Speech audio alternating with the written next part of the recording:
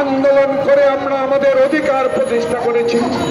যেইভাবে আমরা আবু সাঈদ খোকন মুগ্ধের পাশে জনতা দাঁড়িয়ে আপনাকে পালিয়ে যাওয়ার ব্যবস্থা করেছি, বাংলাদেশেও এই ইন্টারিয়াম গভর্নমেন্ট আপনি আওয়ামী লীগের দুঃশাসন থেকে মানুষকে মুক্ত করে দিয়েছেন।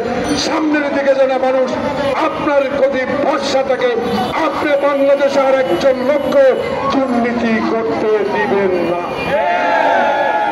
তাই দেশের মানুষ দুর্নীতি মুক্ত সমাজ চায়, যেই সমাজে আপনি বহুল আলোচিত একজন গুণী ব্যক্তি, সেই গুণী ব্যক্তির কাছে চালক দলের পক্ষ থেকে আবেদন জানাই, আসুন আমরা আপনার সাথে আছি, আপনার সাথে থাকবো, তবে যেন জনপ্রতিনিধিদের হাতে ক্ষমতা হস্তান্তর করতে দীর্ঘমেয়াদী সময় না নেওয়া হয়।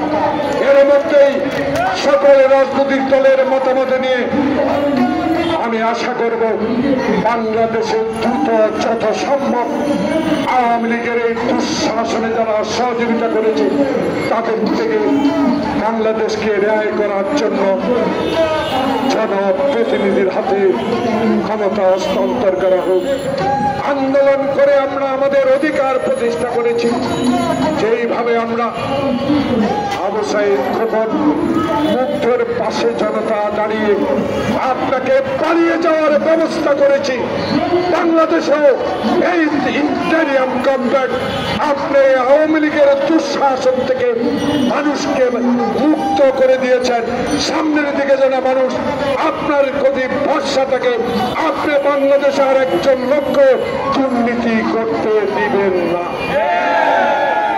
তাই দেশের মানুষ দুর্নীতি মুক্ত সমাজ চায়, যেই সমাজে আপনি বহুল আলোচিত একজন গুণী ব্যক্তি, সেই গুণী ব্যক্তির কাছে চালক দলের পক্ষ থেকে আবেদন জানাই, আসুন আমরা আপনার সাথে আছি, আপনার সাথে থাকবো, তবে যেন জনপ্রতিনিধিদের হাতে ক্ষমতা হস্তান্তর করতে দীর্ঘমেয়াদী সময় না নেওয়া হয়।